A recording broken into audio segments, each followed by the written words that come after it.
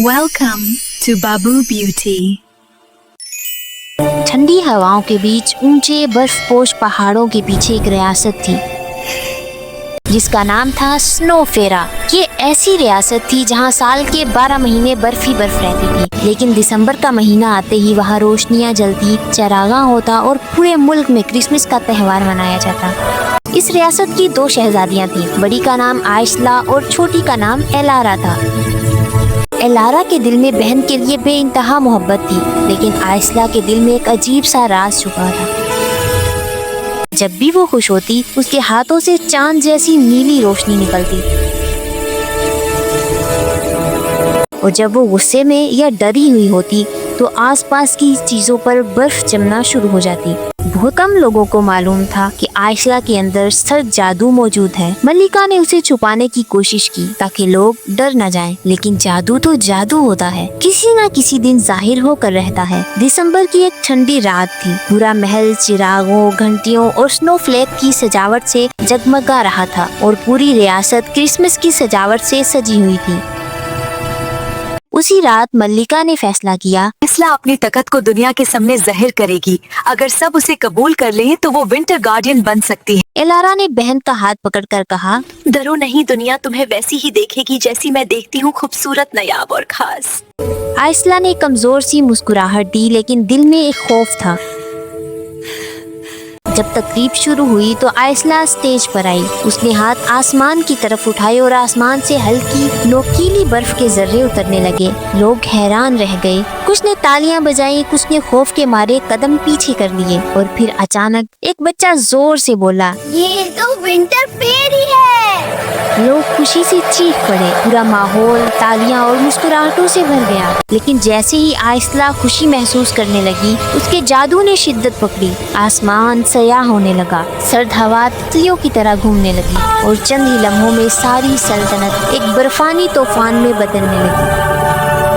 Elara चीखी, आयशला रुको, तुम control खो रही हो। लेकिन आयशला खुद भी डर गई। आयशला भागती हुई महल से निकल गई। बर्फानी जंगल, लंबे दरख्त और आसमान पर टिमटिमाते सितारे। उसने रो रो कर कहा, मैं सबके लिए खतरा हूँ। पहाड़ की चोटी पर उसने एक बर्फ का महल बना लिया, बर्फ के शीशे की तरह चमकता हुआ। लेकिन जादू बेकाबू था। रियासत स्नो फेरा अब खत्म होने के करीब थी। एलारा बहन को ढूंढने निकली।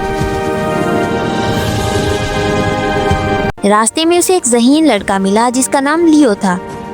उसका एक बोलने वाला हिरन नोएल भी था। लियो ने कहा, क्रिसमस का असल जादू मोहब्बत है। अगर तुम अपनी बहन तक मोहब्बत पहुंचा दो तो शायद उसका दिल पिघल जाए। एलारा ने सर हिलाया और फौरन सफर शुरू किया। पहाड़ की चोटी पर बैठे बैठे आयशला ने देखा पूरी रियासत अंधेरे में डूब रही है। बर्फ इतनी बढ़ रही थी कि शहर खत्म हो सकता था। अगर मेरे वजूद से सबको तकलीफ है तो बेहतर है मैं हमेशा के लिए यहाँ रहना। इसी लम्हे पीछे से एलारा की आवाज आई, तुम मेरी बहन हो, तुमसे हमें कोई खतरा नहीं, तुम हमारी आखिरी उम्मीद हो।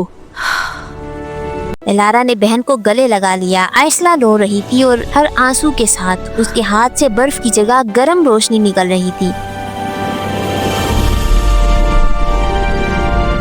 लियो ने कहा, सुनो, तुम्हारे जादू में सर्दी नहीं मोहब्बत छुपी है।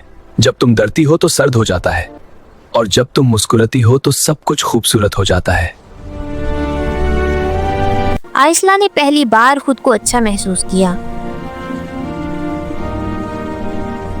मैं अपने जादू से डरना नहीं चाहती। मैं चाहती हूँ ये बर्फ चरखानी बन जाए, खुशी बन जाए।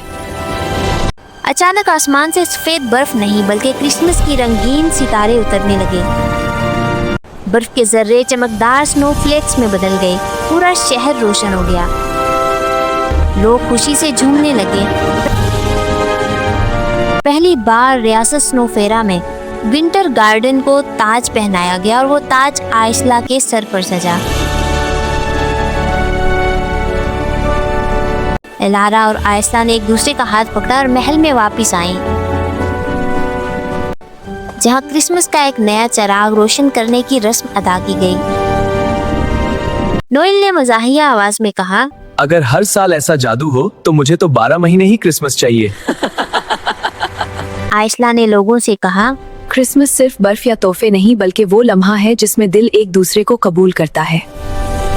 रियासत ने इस रात एक सबक सीखा। कभी कभी वही चीज सबसे कीमती तोहफा बन जाती है जिसे पहले हम खौफ की वजह से समझ नहीं पाते। मेरी कहानी देखने के लिए आप सबका बहुत बहुत शुक्रिया।